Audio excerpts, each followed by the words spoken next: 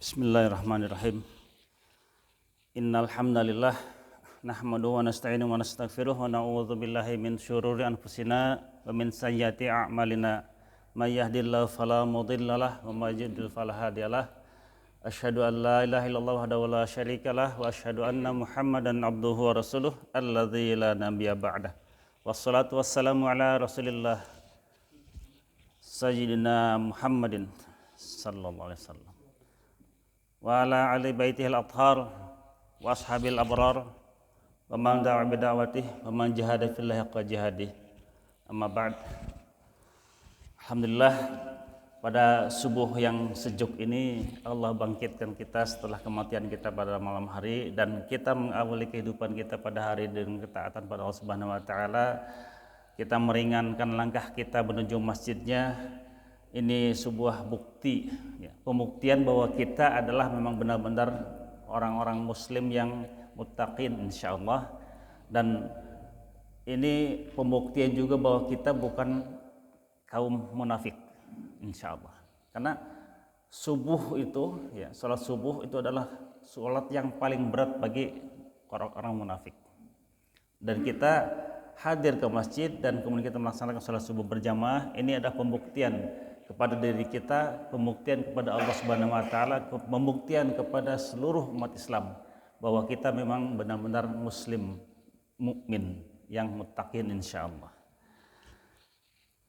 Tadi disebutkan bahwa dengan cuaca seperti ini gerimis mengundang, ngari rincik sawawengi raos nama di bumi bari siduru bumi yakene hawu bari murak belum sampai sajabana itu yang ngopi ngeteh. Nah, tapi alhamdulillah kita menghadiri hidangan dari Allah Subhanahu wa taala, undangan dari Allah Subhanahu wa taala dalam rangka ketaatan pada Allah Subhanahu wa taala, dan mudah-mudahan ini menjadi berkah. Cuaca yang dingin ini menjadi berkah, hujan yang turun menjadi berkah, bukannya menjadi bencana insyaallah.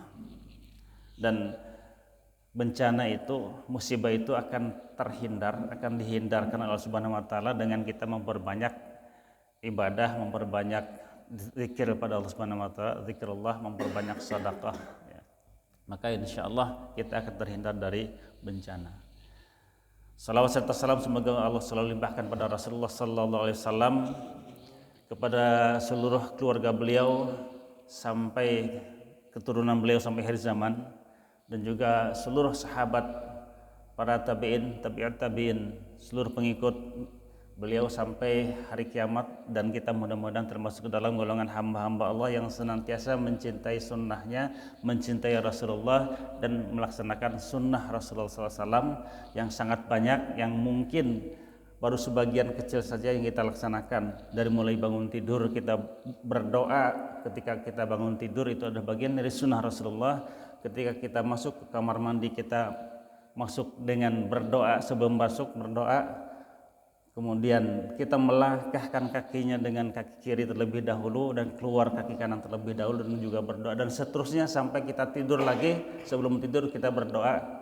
Itu adalah sunnah Rasulullah SAW yang mungkin sebagian dari kita sudah ada yang melaksanakannya, dan sebagian juga masih jarang.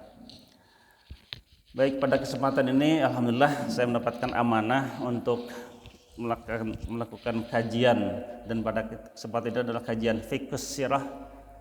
Mungkin bapak-bapak, ibu-ibu semuanya sudah sering ketika membaca atau juga mendengar kisah tentang perjalanan hidup Rasulullah SAW.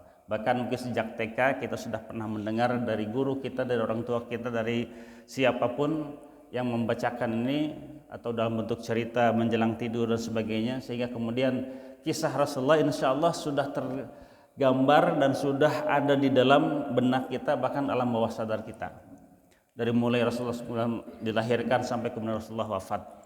Bahkan di beberapa masjid di kalangan umat Islam itu ada biasanya setiap malam Jumat sering dibacakan berkaitan dengan hari kelahiran Rasulullah SAW atau maulid Rasulullah SAW. Apakah itu maulid berjanji, ataukah maulid simtud durar, ataukah maulid yang lainnya. Dan ini adalah terkait dengan kisah tentang kelahiran Rasulullah SAW. Hanya saja kita berharap bahwa ketika kita mengkaji sirah Nabawi ini, itu bukan hanya sekedar kita hafal rangkaian kisah, rangkaian cerita yang terjadi pada Rasulullah, tetapi kita bagaimana upaya kita ketika kita mengkaji satu permasalahan atau satu kisah atau episode dalam kehidupan Rasulullah SAW, itu kemudian menjadi ibrah. Kita mengambil pelajaran dari setiap kisah yang terjadi. Maka pada kesempatan ini kita akan mencoba ya sedikit-sedikit ya untuk melakukan kajian pada fiqhus syarah. Jadi kepada fikihnya, kepada pemahamannya. Kita mulai dengan ini saya ngedadak membuat ini baru tadi malam.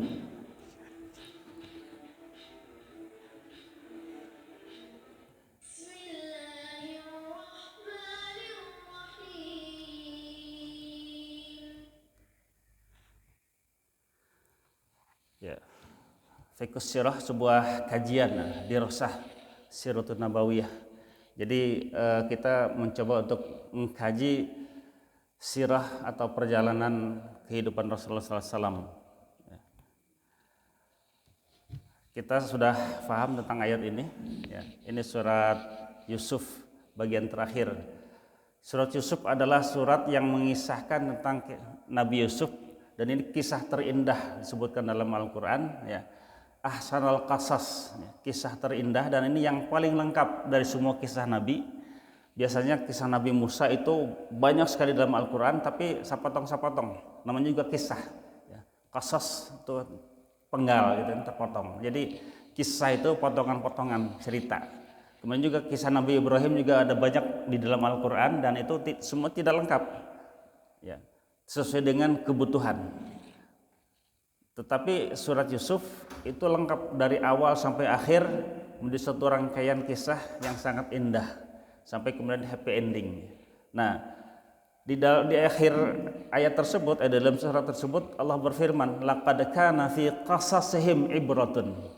Sesungguhnya pada kisah-kisah mereka, kisah siapapun yang Allah kisahkan di dalam Al-Quran maupun dalam hadis, itu semuanya ada ibrah, ada pelajaran bagi orang-orang yang memiliki akal, memiliki intelektual, ulil albab.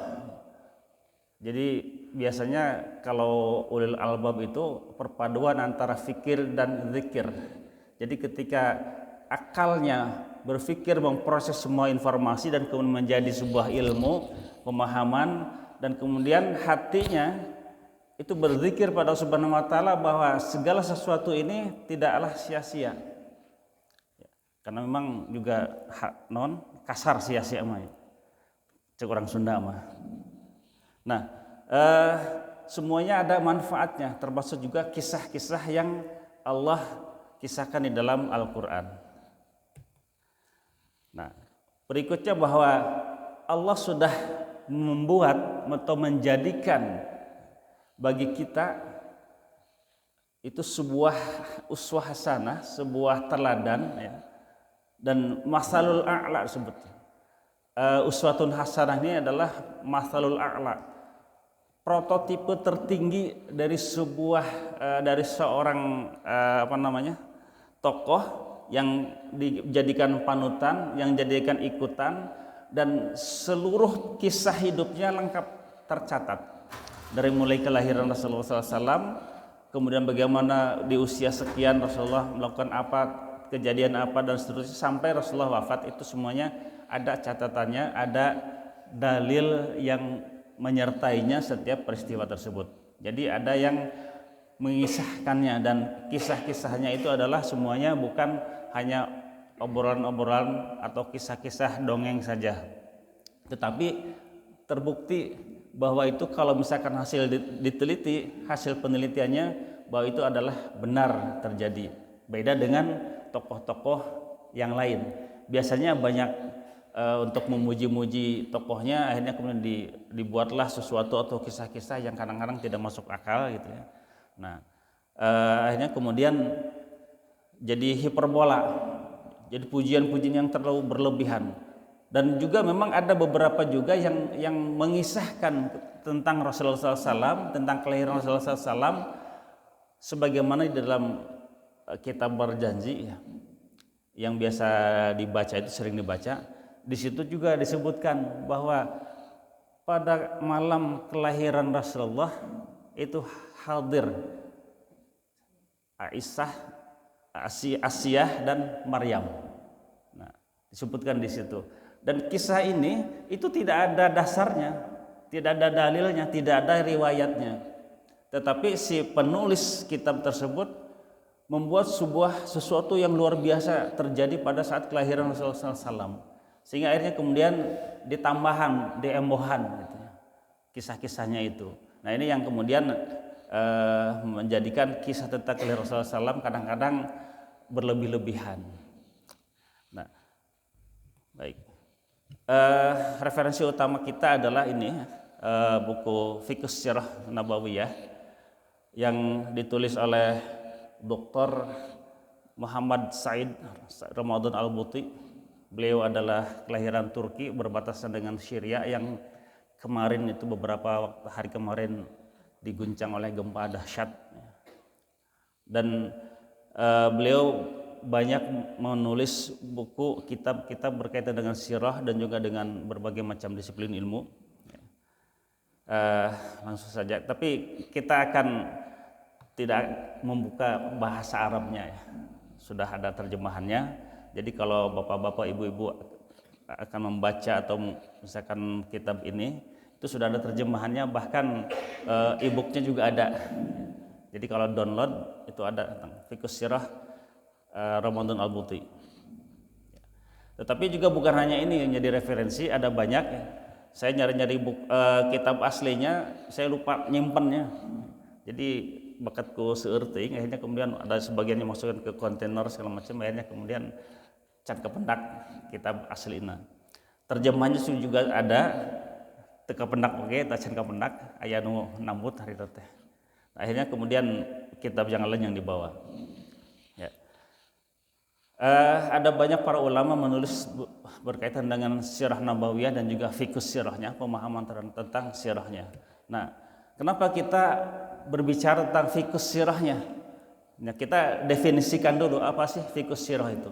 Jadi dengan definisi ini kita nanti akan kedepannya pembahasannya lebih pas gitu. Jadi tidak kemana-mana. Kita kepada pemahaman sirah nabawiyah.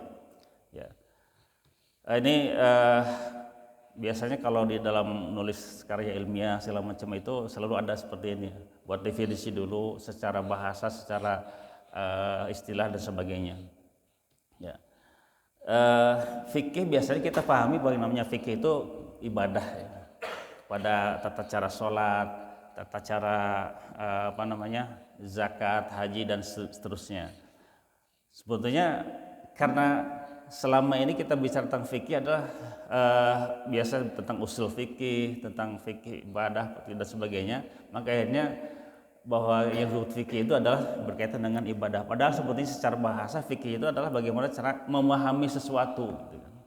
Nah, maka kemudian sekarang ini ada ilmu-ilmu yang baru, ada fikih zakat, itu berkaitan dengan masalah syariat juga masalah hukum. Tapi ketika berbicara tentang sirah nabawi, maka ada fikih sirah, pemahaman tentang sejarah Nabi. Kemudian ada fikih waqi', fikih tentang non bahasa ini orang waqi' itu kekinian lah gitu. Terus ada fikih prioritas dan sebagainya. Nah, tentang sirah ya, dari kata saro artinya jalan. Nah, berarti sirah nabawi perjalanan hidup Rasulullah SAW dari kelahiran sampai wafat beliau. Kita bersihkan saja bagian ini. Nah. Kemudian juga apa kaitannya dengan sejarah? Sejarah dari kata syajaratun bahasa Arab, pohon. Jadi berbicara tentang pohon keluarga. Jadi ada orang tua duaan gitunya, bapak ibu, kemudian ada pokoknya ini asluha gitu, pokoknya. Kemudian ada far'uha, ada cabang-cabangnya, ada anaknya, dari anak itu kemudian ada cabang lagi, ada dahan, ada cabang dan ranting seterusnya seperti itu. Sehingga membentuk silsilah keluarga. Dan akhirnya kemudian setiap keluarga ini ada peristiwa, ada kejadian, ada apapun ya yang berkaitan dengan keluarga tersebut, maka disebut akhirnya dengan sejarah. Ada juga misalkan berbicara tentang tarikh ya, dan istilah-istilah berkaitan dengan masalah sejarah tersebut. Nah, sejarah itu menurut Ibnu Khaldun, beliau adalah seorang pakar, seorang ahli di bidang sosiologi, termasuk juga sejarah. Nah, ini definisinya. Nah, syarat sejarah itu adalah pertama ada peristiwanya dan benar terjadi. Ada tempat kejadiannya, misalnya tempatnya di sebuah negara, sebuah kampung atau sebuah apapun lah gitu ya. Tempat kejadiannya apa dan itu bisa ditelusuri. Ada bekas-bekasnya, ada peninggalannya.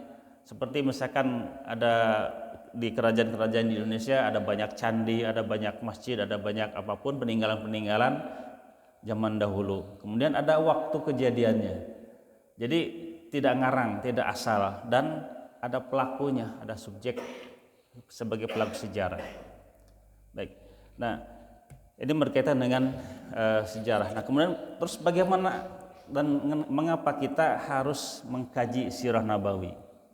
Jadi bukan hanya sekedar membaca sejarah Nabi saja, tetapi juga kita mengkaji ya, kajian secara analitis berkaitan dengan sirah nabawiyah atau fiqhus sirahnya, pemahamannya.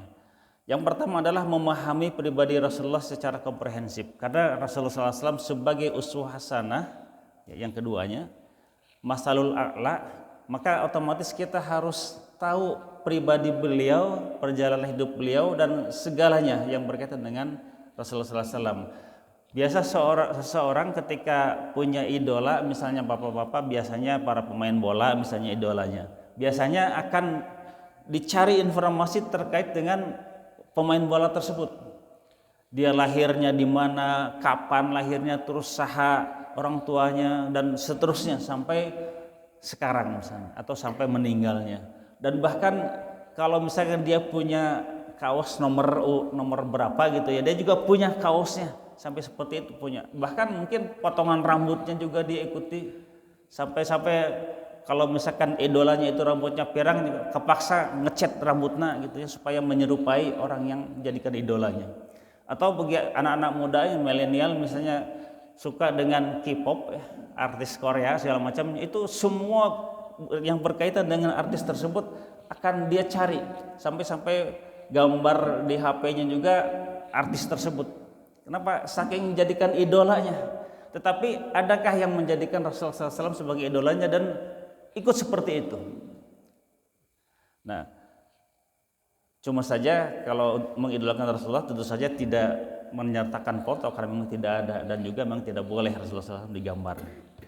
Nah, tetapi ya minimal namanya gitu ya tercatat atau ditampilkan sebagai jadikan idola dan kemudian kita ikuti. Dan ternyata kemudian gitu, hasil penelitian bahwa Rasulullah SAW adalah tokoh yang paling banyak idolanya, paling banyak pengikutnya ya, di seluruh dunia, sabra miliar sampai etang mangga. Nah, kemudian memahami kitabullah. Kenapa? Karena ketika ditanya Aisyah radhiyallahu anha bagaimana akhlak Rasulullah, Aisyah menjawab kana khuluquhul Quran, bahwa akhlak Rasulullah adalah Al-Quran, bahwa Rasulullah adalah Al-Quran berjalan. Berarti kalau kita ingin memahami Al-Quran maka pelajarilah perjalanan hidup Rasulullah SAW. Bagaimana sifat-sifatnya, bagaimana perangainya, bagaimana segala sesuatu yang berkaitan dengan Rasulullah SAW ketika misalnya bertemu dengan sesama muslim, ketika bertemu dengan non muslim, bahkan bagaimana ketika perlakuan Rasulullah SAW terhadap orang yang menghinanya, melemparinya, meludahinya dan sebagainya, tapi ternyata kemudian Rasulullah membalasnya dengan kebaikan. Nah, ini kenapa? Karena ini adalah yang diajarkan dalam Al-Quran dan seluruh kehidupan Rasulullah SAW, nah, itu adalah Al-Quran, ajaran dari Al-Quran. Nah, jadi upaya untuk memahami kitabullah, memahami Al-Quran adalah dengan diantaranya kita mengkaji sirah nabawi. Kemudian memiliki wawasan mengenal Islam secara benar ketika kita mengkaji Rasulullah SAW, tentang Rasulullah. Misalnya tentang bagaimana ketika dalam masalah berpolitikan, Rasulullah adalah seorang pemimpin, seorang kepala negara, sekaligus juga seorang pemimpin umat, seorang imam, seorang pemimpin keluarga, dan terkait dengan kepemimpinan tentang politik. Bahkan sampai tentang peperangan pun Rasulullah melaksanakannya, mengikuti peperangan, dan itu dijadikan sebagai akhirnya kemudian strategi perang. Para ahli di bidang militer juga banyak belajar bagaimana Rasulullah SAW dalam menaklukkan musuh-musuhnya. Jadi tidak melulu dengan perang, tapi Rasulullah SAW menaklukkan hati musuh-musuhnya sehingga mereka banyak yang menerima Islam bukan karena peperangan, karena perilaku Rasulullah SAW dan beberapa hal yang lainnya.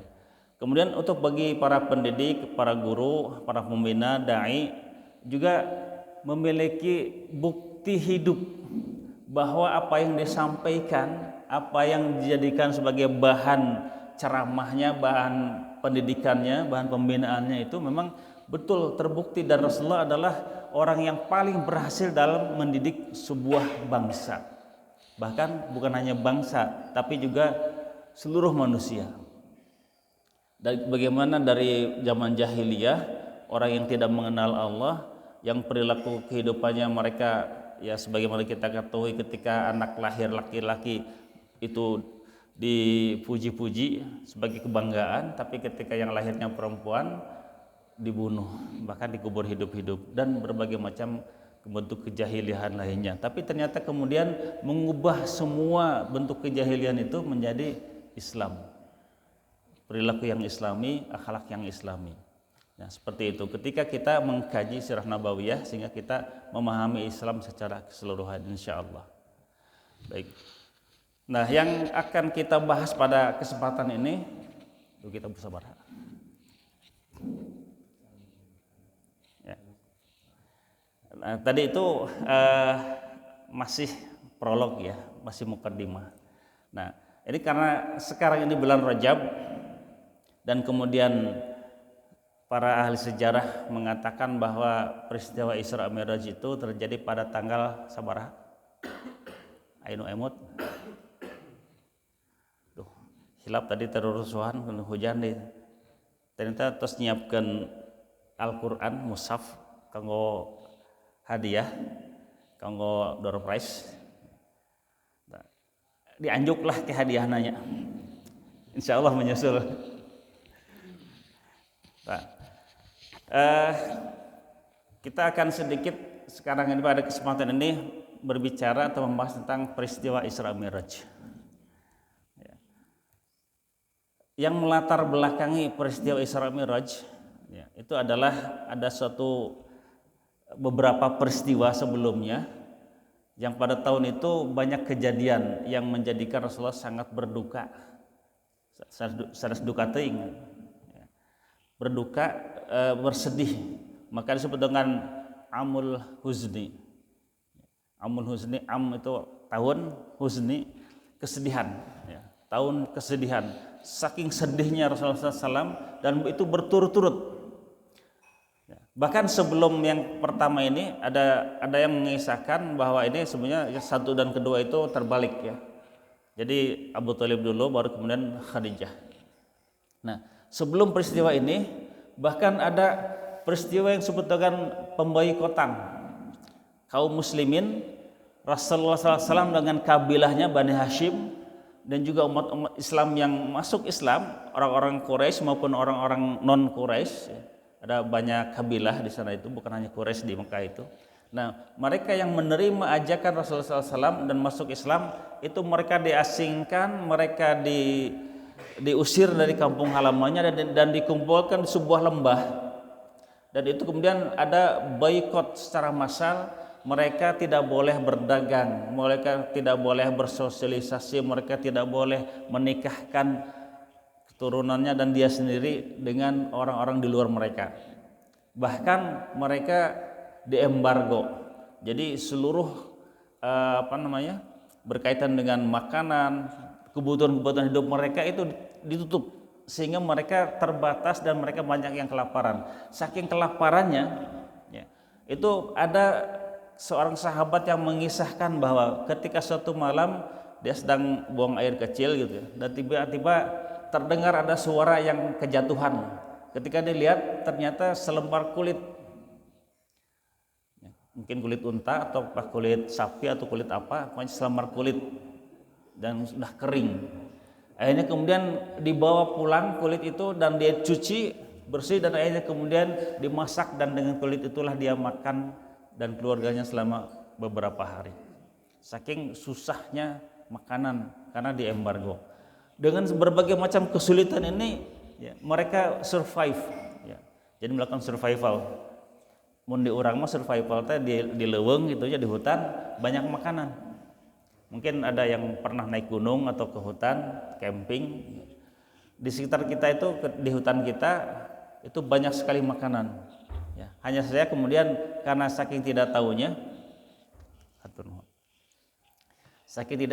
orang-orang yang tukang camping, tukang naik gunung, akhirnya banyak yang tersesat kemudian mati kelaparan di hutan karena tidak tahu bahwa di sana di sekitar mereka itu banyak sekali makanan yang bisa mereka ambil, mereka makan untuk sekedar bertahan hidup.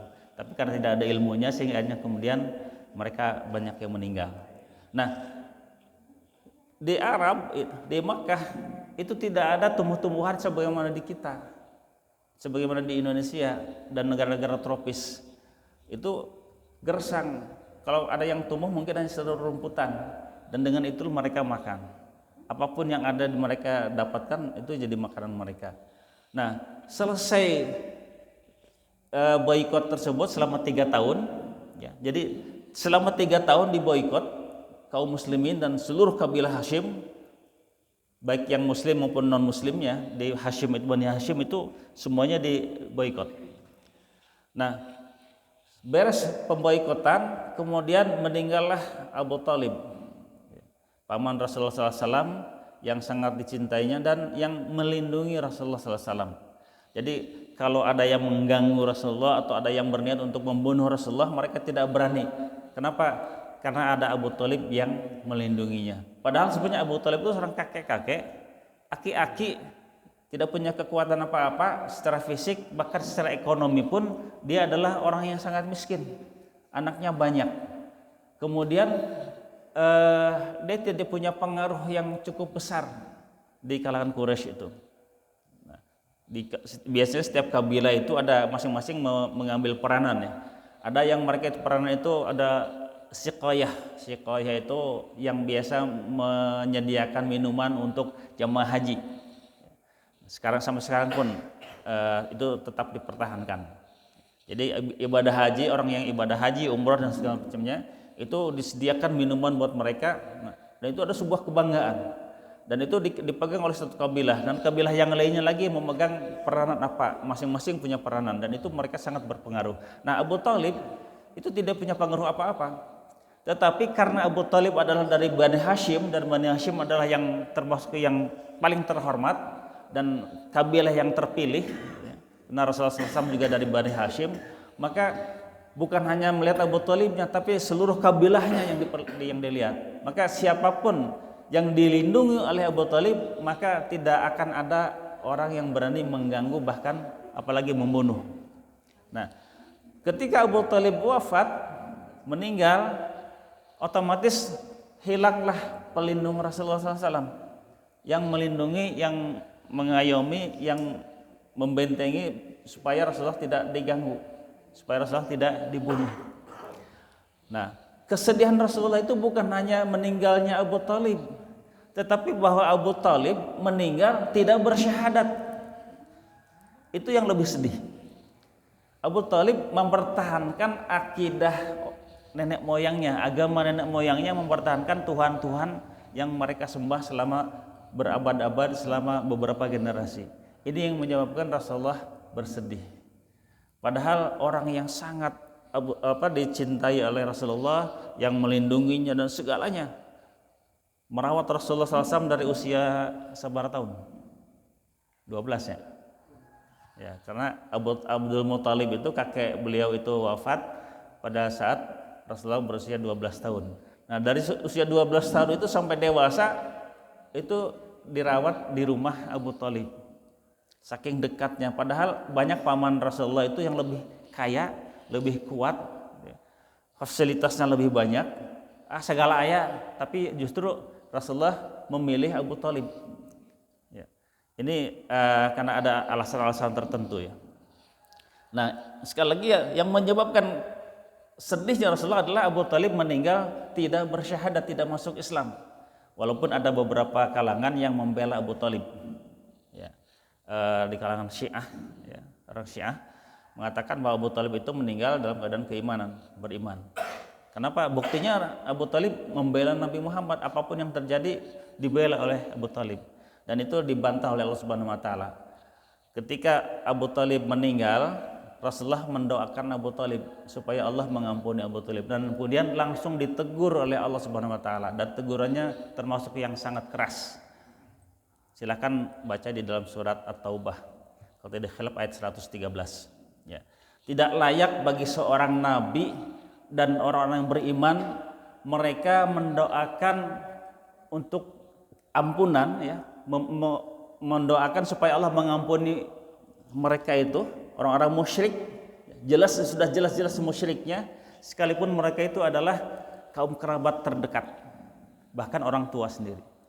Nah, jadi nggak boleh kita mendoakan, kalau masih hidup boleh kita doakan supaya mereka mendapatkan hidayah, tapi setelah mereka meninggal nggak boleh kita doakan mereka seperti itu, apalagi mendoakan supaya Allah mengampuni mereka, karena nggak akan sampai. Dan itu Rasulullah SAW sendiri ditegur langsung.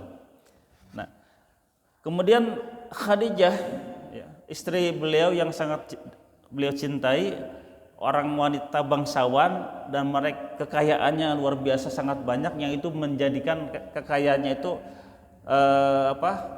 untuk mendanai dakwah Rasulullah SAW. Ya. Jadi Rasulullah berdakwah ke sana kemari, menyantuni fakir miskin, mencari kaum du'afa, anak yatim, segala macam itu dananya dari Khadijah. Dan juga bahwa Khadijah ini motivator Rasulullah. Ketika berdakwah ke sana kemari ditolak, dihina, dituduh gelo gitunya, jadi digila-gilai. Nah, dan sebagainya, berbagai macam intimidasi yang dilakukan. Maka ketika pulang ke rumah ada istri yang menghibur, memotivasi, ya, sehingga kemudian Rasulullah semangat lagi dan terus berdakwah. Dan ternyata kemudian pada tahun ke-10 Bi'tsah itu adalah kenabian. Rasulullah diangkat menjadi nabi. Itu Nabi Bi'tsah. Tapi sabar itu teh. Bi'tsah. Rasulullah pertama kali menerima wahyu itu tanggal sabaraha? Kaping sabaraha? Ramadan. Ya, nuzulul Quran.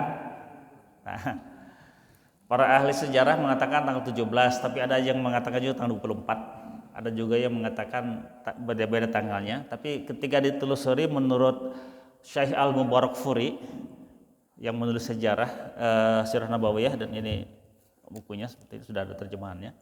Nah, itu bahwa peristiwa nuzulul Quran itu ketika Allah Subhanahu wa taala menurunkan wahyu kepada Allah Subhanahu wa taala melalui Jibril di Gua Hiro, itu ternyata bukan tanggal 17 menurut beliau. Menurut hasil penelitiannya itu tanggal 24. Allah alam. Tapi ini bisa dibuktikan karena ini peristiwa sejarah. Oke, itu yang terus yang ketiga, setelah Abu Thalib dan Khadijah wafat, maka semakin berat, semakin keras penindasan yang dilakukan oleh orang-orang Quraisy. Bahkan mereka bersiap-siap untuk membunuh Rasulullah SAW. Yang sebelumnya mereka tidak berani karena masih ada Abu Thalib yang melindunginya. Tetapi ketika pelindung Rasulullah SAW wafat, maka mereka semakin leluasa. Bahkan ketika Rasulullah sedang sholat dan sujud, ya, di dekat Ka'bah di situ. Nah, orang-orang Quraisy itu mereka membuat jadi kotoran-kotoran unta itu ditumpuk di kepala Rasulullah SAW sampai Rasulullah tidak bangkit dan terus saja sujud. Maka kemudian ada yang memberitahukan kepada putri beliau Fatimah Az-Zahra bahwa Rasulullah sedang diperlakukan seperti itu. Makanya kemudian Fatimah datang dan kemudian membersihkan kepala Rasulullah SAW, dan setelah itu Rasulullah bangkit dari sujud beliau. Seperti itu. Bahkan akhirnya kemudian berniat untuk membunuhnya. Maka kemudian setelah itu Rasulullah berusaha untuk menyebarkan dakwah beliau itu ke Taif. Taif itu kira-kira 30 kilometernya di Makkah sebelah tenggara. Mun di urang masih cuacanya siga di Lembang lah gitu. Cuacanya sejuk. Karena itu lahan kawasan pertanian. Banyak kurma dan sebagainya. Karena di sana memang yang paling banyak itu. Nah, tapi itu memang cuacanya sejuk. Nah, biasanya kan karakter para petani itu beda dengan karakter orang-orang kota, para pedagang. Orang-orang kota itu biasanya lebih keras karakternya, temperamennya. Tapi orang-orang di pegunungan yang biasa hidupnya mereka itu bertani, itu biasanya lebih lembut, lebih halus. Ya, tapi ternyata kemudian Rasulullah berharap bahwa orang-orang Taif ini akan menerima dakwah, mereka akan masuk Islam. Tapi yang terjadi kemudian apa? Bahkan Rasulullah dilempari. Orang-orang Taif menyuruh anak-anak dan orang gila untuk melempar Rasulullah SAW sampai berdarah sekujur tubuh beliau. Dan kemudian setelah ditolak seperti itu, diusir,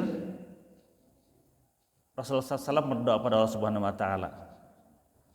Ini doa beliau.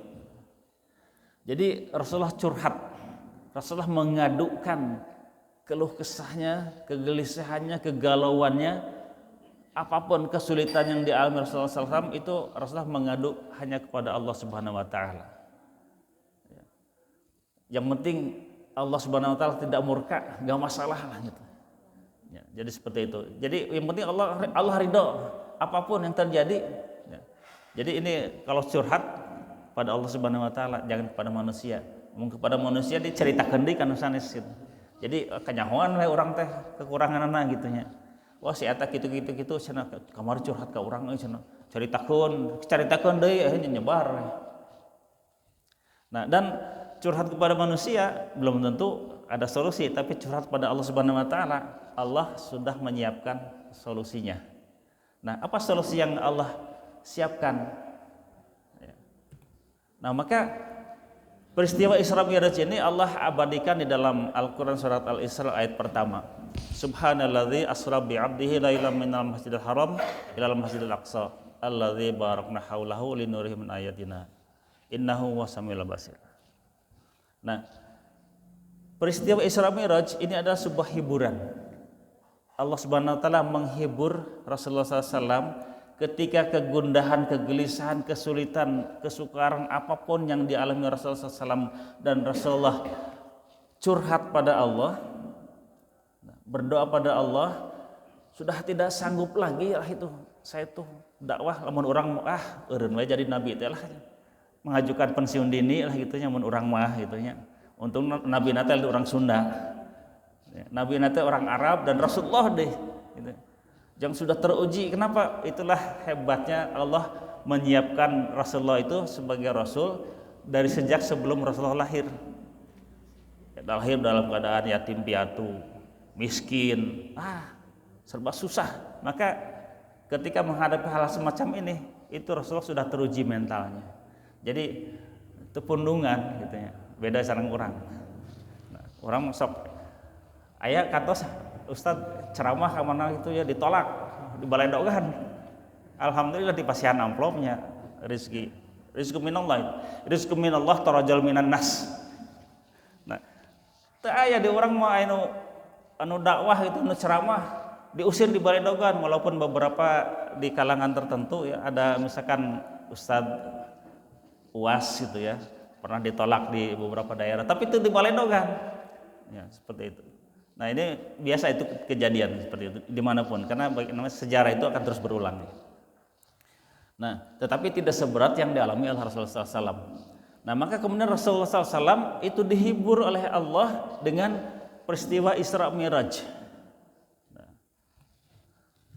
Isra adalah perjalanan Rasulullah SAW pada malam hari ya, dari Masjidil Haram ke Masjidil Aqsa di Palestina, 1 kilometer ya tanya. ribuan kilometer. Nah, kejadiannya pada malam hari, dan itu ya menurut para sejarah ya, itu adalah kendaraannya burak ya. Lebih besar daripada keledai ukurannya, tapi lebih kecil daripada unta. Dan ngalengkahan itu secorelat langsung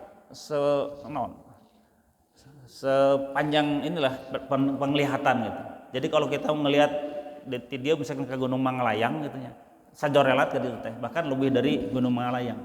Nah, jadi ini adalah sebuah peristiwa mukjizat. Secara akal, secara rasional memang tidak akan mungkin terjadi, tapi inilah yang namanya mukjizat. Mukjizat memang sesuatu peristiwa yang sangat luar biasa dan tidak bisa dipelajari. Rasulullah tidak mempersiapkan diri nanti akan ada peristiwa Isra Mi'raj, dilatih laku malaikat Jibril gitunya, cara naik onta, cara naik ina, burukna kumaha, terus kumaha, teu aya latihanana. Begitu saja terjadi, begitu saja sesuai dengan kehendak Allah Subhanahu wa taala. Nah, dan Mi'raj dari, kalau Isra itu dari Mekah ke Madinah, dari Masjidil Haram Mekah ke Palestina ya, horizontal. Nah, kemudian Mi'raj dari Palestina, dari Baitul Maqdis kaluhur ke Sidratul Muntaha. Nah, dan dipanggil oleh Allah Subhanahu wa taala Rasulullah ini, dan kemudian ketika sampai berhadapan-hadapan lah siga kieu lah gitu. Cuma Rasulullah tidak bisa melihat Allah Subhanahu wa taala karena tertutup oleh hijab. Hijabnya berlapis-lapis sehingga tidak ada makhluk yang akan sanggup melihat wajah Allah Subhanahu wa taala. Bahkan ketika Nabiullah Musa alaihissalam ingin kepastian gitu ya, pengen melihat Allah ya, bentuknya, wujud Allah gitu. Kata Allah, tidak akan sanggup. Tapi kekeh, bukannya saya ragu-ragu ya Allah, tetapi untuk supaya saya ada keyakinan, reg-reg gitu ya. Setelah melihat bentuk Allah Subhanahu wa taala gitu ya, atau wajahnya paling tidak. Mun maksa masuk itu, tingali itu ke gunung itu, ada gunung batu gitu yang sudah itu ribuan tahun bahkan jutaan tahun gunung aya di dinya, batu eta gitu. Dan Allah akan memperlihatkan dirinya kepada gunung tersebut, dan kamu akan perhatikan apa yang terjadi. Dan ternyata ketika Allah perlihatkan, membuka hijab beliau, hijab Allah Subhanahu wa taala pada gunung itu, dan gunung itu ternyata hancur, berkeping-keping rata aja. Dan Nabi Musa langsung pingsan, ningali kehebatan seperti itu. Kebayang batu yang sangat keras, sudah jutaan tahun ada di situ, udah hancur, komodai orang yang terdiri dari daging, tulang, darah dan sebagainya, tidak ada apa-apanya. Maka ketika Rasulullah SAW Mi'raj ketemu Allah Subhanahu wa taala, tidak langsung berhadapan, maksudnya tetap wajah, tetap muka, tapi ada hijab yang menutup. Nah, kemudian Allah Subhanahu wa taala langsung mengucapkan salawat dan salam pada Rasulullah. Hafal salawatna? Salamna kumaha? Ainu hafal? Eta setiap hari kita membaca salawat itu, salam itu ketika tasyahud ya. Assalamu alayka ayyuhan nabiyyu wa rahmatullahi wa barakatuh, gitu ya. Itu adalah ucapan salam dan salawat Allah kepada Rasulullah SAW. Luar biasa itu. Sok ayeuna apami aya nunjuk di panggung, aya artis menyebut nama orang misalkan didinya sebagai idolana gitunya, hadir didinya, disebut dipanggil kumaha perasaan Bapak Ibu. Tapi mah tidak punya idola artis, jadi tacan pernah ngalaman gitunya. Tapi biasanya ketika ada seorang katakanlah tokoh atau misalnya pejabat atau siapapun gitunya, nah ketika kita hadir di situ disebutkan nama kita, wah luar biasa. Wah, orang dikenal ternyata, dan nama kita disebut, itu sebuah kebanggaan luar biasa, dan itu udah kebahagiaan yang apapun kalah, gitu. Apapun lah tidak ada apa-apanya. Maka ketika Allah Subhanahu wa taala mengucapkan salam ini, gitu, itu sudah hilang semua kegundahan, kegelisahan, kesedihan Rasulullah SAW dengan hanya sekedar ucapan itu. Tapi kemudian Rasulullah SAW menjawab salam dan salawat dari Allah Subhanahu wa taala tadi dengan kalimat seperti apa? Ada yang hafal kalimatnya? Imam mulai anu kenging door prize atuh. Tos disayagikeun kan tadi teka bantun ka dieu insyaallah. Aya nu apa? Sok aya nu wantun. Insyaallah kenging door prize. Kumaha? Sok ngacung ngawaler. Jawaban Rasulullah SAW. Mangga. Tah eta. Tuh, padahal onya berapa tadi teh bade ngajawab eta. Eta mah memilih karena anu wantun we gitu. Alhamdulillah. Insyaallah kayak dititipkeun ka Pak Iwan. Ya pecer juga. Oke. Ya mah Quran insyaallah mushaf. Nah, khusus. Pecer oge mangga alhamdulillah. Rezeki. Nah, pami hadir di majelis taklim mah insyaallah aya rezeki. Ya, rezeki minallah. Ya. Rezeki apapun ya. Kita bisa silaturahim bertatap wajah dengan sesama jamaah juga itu sebuah rezeki. Baik, berikutnya. Nah, setelah itu Rasulullah pun mendapatkan oleh-oleh. Nah, biasa kita melakukan perjalanan jauh itu kemana, pulang tuh selalu bawa oleh-oleh gitu kan. Nah, buat yang di rumah, buat tetangga, kamu anu umroh ibadah haji, biasanya ibadah haji jamaah haji Indonesia mah angkari bungku cacanakan itu teh. Jadi menyulitkan. Akhirnya kemudian penerbangan hese deui. Jadi orang lain mah pergi ke sana tuh untuk beribadah, hari orang Indonesia mah untuk belanja. Ya.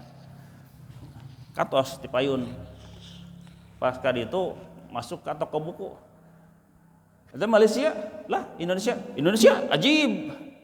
Cina aneh sana orang Indonesia asup ke toko buku. Dan sebabna orang Indonesia mah di pasar cina. Orang Indonesia di pasar, Indonesia ke toko buku cina. Orang toko buku biasanya Malaysia. Bangsa Malaysia, jamaah Malaysia biasanya mau berkunjung teh ke toko buku, ke perpustakaan. Jarang anu ke pasar. Orang Indonesia anu ke pasar mah. Jadi mantap ajib cina. Aneh cina.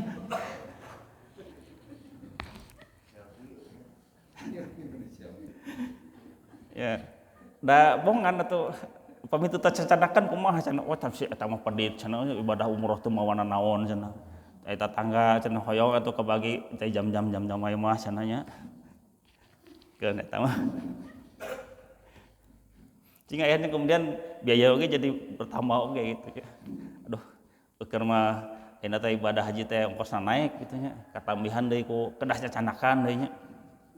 Tapi insyaallah rezekina dari Allah Subhanahu wa taala untuk membahagiakan tetangga itu ya. Dalam rangka non man kana yu'minu billahi wal yaumil akhir falyukrim jarahu. Berikutnya ketika Rasulullah SAW tadi membawa oleh-oleh dengan sholat 5 waktu tadi. Nah, kemudian ketika Rasulullah SAW kisahkan ini, ceritakan kepada kaum Quraisy, dikumpulkan orang Quraisy di Rasulullah SAW berbicara kepada mereka di Hijr Ismail. Hijr Ismail itu yang segi setengah lingkaran itu ya. Nah, padahal itu sebetulnya adalah dulunya bagian dari Ka'bah. Nah, maka ditutup itu kan bagian dari Ka'bah. Cuma ketika orang-orang Quraisy membangun kembali setelah banjir bandang, gitu, banjir besar. Akhirnya kemudian itu bergeser, runtuh Ka'bah, dibangun kembali orang-orang Quraisy, maka itu bergeser posisinya. Jadi sebenarnya Hijr Ismail itu adalah bagian dari Ka'bah. Nah, kemudian orang-orang Quraisy sikap mereka semakin mengolok-olok Rasulullah, semakin nu gelo cenah. Keur mah kamari ngaku-ngaku cara menerima wahyu, menerima firman Allah, ayeuna ngaku-ngaku Isra Mi'raj segala macam ke langit ke mana-mana cenah. Perjalanan seperti itu. Dan bagaimana sikap dengan orang-orang yang sudah masuk Islam? Ada yang mereka Islamnya masih keimanannya masih lemah, mereka ragu-ragu, bahkan ada juga yang kemudian akhirnya terpengaruh oleh intimidasi, bisikan orang-orang Quraisy musyrik. Tetapi juga ada yang mereka masih tetap ragu-ragu, bimbang gitu ya. Nah, tapi ada juga yang mereka semakin yakin, bahkan Abu Bakar ketika mendengar kisah tersebut, ditanya apakah Rasulullah mengatakan begitu? benar. Kalau itu datang dari Rasulullah, saya percaya, bahkan lebih dari itu pun saya percaya. Maka sejak itulah Abu Bakar menerima gelar dari Rasulullah sebagai As-Siddiq, orang yang benar keimanannya dan selalu membenarkan apapun yang datangnya dari Allah dan Rasulnya. Sekalipun itu tidak masuk akal, rasional, mungkin, tapi kalau itu Rasulullah yang menyampaikannya, Abu Bakar langsung percaya. Seperti itu. Baik, hampir tambah genepnya. Nah, ibrah, pelajaran dari kisah Isra Mi'raj. Ini adalah mukjizat, ya. Sebagian tadi sudah disebutkan, mukjizat Allah Subhanahu wa taala bagi Rasulnya untuk menjawab tantangan yang terjadi ketika dalam berdakwah. Itu biasanya seperti Rasulullah SAW didatangi orang-orang Quraisy bahwa mereka telah mendengar dari para ahli kitab bahwa para nabi itu memiliki mukjizat. Kemudian mereka datang kepada Rasulullah, ceritakan atau perlihatkan mana mukjizatnya. Itu sebagai bukti kebenaran nubuwah, kebenaran bahwa Rasulullah adalah sebagai seorang nabi. Maka Rasulullah SAW perlihatkan mukjizat, banyak mukjizat yang terjadi. Dan itu Rasulullah tidak melatih dulu. Seperti misalnya ketika dalam perang Khandaq, itu perangnya menggali parit. Tidak terjadi pertempuran saling bunuh, kecuali beberapa kejadian saja. Nah, itu susahnya itu menggali parit pada musim panas, musim kering, mereka harus menggali parit. Nah, dan ternyata di situ ada banyak sekali kejadian ketika mereka susah air dan mereka akan minum atau berwudu, akhirnya kemudian memancarlah air dari jari-jari Rasulullah SAW. Itu mukjizat. Dan itu Rasulullah tidak latihan heula gitu nya, sehingga dari Kobuzir misalnya, seperti itu. Nah, atau juga bagaimana Rasulullah ketika ada seorang sahabat ketika mereka tuh kelaparan, itu Rasulullah karunya lapar, hawatos. Akhirnya kemudian dia punya anak domba dipencit untuk Rasulullah, khusus bisik-bisik, Rasulullah ada rezeki, saya sudah menyembelih seorang anak domba lah, yang anak domba leutik gitunya. Nah, khusus untuk Rasulullah. Jujur Rasulullah mengumumkan, wahai kaum muslimin, para sahabat, ini si fulan sudah bersedekah mencit domba sana. Ayo ke dia, kumpulkan ruas eta, alah kumaha eta. Tapi ternyata akhirnya kemudian Allah berikan mukjizat pada Allah Subhanahu wa taala, pada Rasulullah gitu. Ditutupan we tah si pancina teh Rasulullah ngambil gitu, bagikeun. Kabagi sadaya eta nu aya di dinya, pas dibuka masih aya keneh. Itu mukjizat. Dan tidak ada latihannya. Itu hanya diberikan pada saat itu dan tidak bisa diulang kecuali dengan izin Allah. Nah, berikutnya adalah curhat hanya kepada Allah Subhanahu wa taala dan Allah memberikan solusinya. Apa itu solusinya? Yaitu dengan Isra Mi'raj. Dan kemudian ada oleh-oleh berupa salat 5 waktu. Maka kemudian kalau kita mengalami suatu permasalahan, kegelisahan, galau, maka sebagaimana Rasulullah SAW Isra Mi'raj, maka mari kita Mi'raj. Dan Mi'raj kita adalah ketika kita melaksanakan sholat. Itu adalah Mi'raj seorang hamba kepada Allah Subhanahu wa taala. Karena kita mengadukan seluruh permasalahan kita pada Allah Subhanahu wa taala. Maka wasta'inu bis sabri wassalah. Maka minta tolonglah ya, dengan sabar dan salat. Kesabaran Rasulullah SAW sudah teruji. Dan kemudian dengan salat itu juga sebagai solusi segala permasalahan. Minimal hati menjadi tenang, tentram. Jadi curhatlah pada Allah Subhanahu wa taala. Dan Allah menghibur kesedihan, ya, kegelisahan, kesulitan segala macamnya. Dan ternyata dengan Isra Mi'raj, dengan berdoa pada Allah Subhanahu wa taala, Allah berikan solusinya. Dan kemudian ketika kesulitan Rasul dalam berdakwah ditolak oleh orang-orang Quraisy, orang Taif dan beberapa kabilah lainnya, solusi apa yang Allah berikan? Datangkanlah oleh Allah Subhanahu wa taala orang-orang Yasrib. Itu berikutnya ya. Kisah di berikutnya, orang-orang Yasrib yang sekarang namanya Madinah. Sebanyak 12 orang, mereka akan melaksanakan ibadah haji mun ayeuna mah. Dulu mah biasa tradisi dari zaman Nabi Ibrahim. Nah, didatangilah mereka oleh Rasulullah SAW, diajak masuk Islam dan mereka menerima Islam, dan terjadi bayatul Aqobah, janji setia di Bukit Aqobah ya, kepada Rasulullah 12 orang Madinah. Tahun berikutnya mereka datang lagi dengan membawa 72 orang, dan mereka masuk Islam dan mereka berjanji setia untuk membela Allah dan Rasulnya dan agama Islam. Hanya 2 tahun ya, setahun 72 orang. Tapi dakwah di Makkah selama 13 tahun hanya beberapa orang saja. Allah berikan solusi. Dan kemudian Allah juga berikan solusi sebuah masyarakat yang memiliki karakter yang luar biasa, yaitu orang-orang Madinah yang disebut dengan kaum Ansor. Nanti insya Allah kita bahas berikutnya. Nah, jadi ketika kita berkeluh kesah, berdoa pada Allah Subhanahu wa taala, maka Allah sudah menyiapkan solusinya. Hanya saja kita malas untuk meminta. Setelah meminta, otomatis untuk ya kudu usaha lah untuk mendapatkan solusi itu, harus dengan usaha, dengan ikhtiar. Hanya saja kadang-kadang kita yaitu tadi rada hoream lah bangun malam teh, komo bari cuaca hujan ngari rinci gitunya. Jadi eta ge nya kapaksa we karena ada azan gitu. Era ku tatangga gitu. Nah, cenah degut ke masjid. Tapi teu ke masjid. Nah, dengan hadirnya itu karena era itu saja sudah kita ada iman. Nah, karena al haya'u minal iman. Rasa malu itu adalah bagian dari iman. Ketika kita hadir ke masjid karena era ku tatangga, itu kita sudah beriman. Dan alhamdulillah bukan hanya sekedar era, tapi kita datang ke masjid, alhamdulillah. Mudah-mudahan dengan hadirnya kita di sini menjadi keberkahan, menjadi wasilah bagi kita, dan ini menjadi amal saleh buat kita, dan insya Allah mudah-mudahan Allah kumpulkan kita di surga, insya Allah. Eta manawi berkaitan dengan Isra Mi'raj. Ini baru beberapa, sebenarnya saya sudah membuatkan beberapa ibroh ya, tapi karena keterbatasan waktu sudah jam 6. Punten yang kolong kana waktos, dan pribadi oge kita kedah ka Lembang ngajajakun murang kali kedah ka pasantren deui. Kamari dijemput karena daftar ke pesantren di bypass, tes masuk, ayeuna kedah diuhikeun di ka pesantren. Dan punten teu tiasa ngiring ngopi di dia.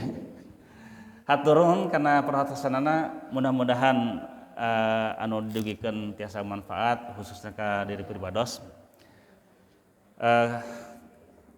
Punten dina sadaya kamu kelepatan bilih aya cariosan anu kirang merenah atanapi mungkin menyinggung dan sebagainya, atau ada kesalahan, itu adalah kesalahan saya pribadi dan kebenaran itu dari Allah Subhanahu wa taala.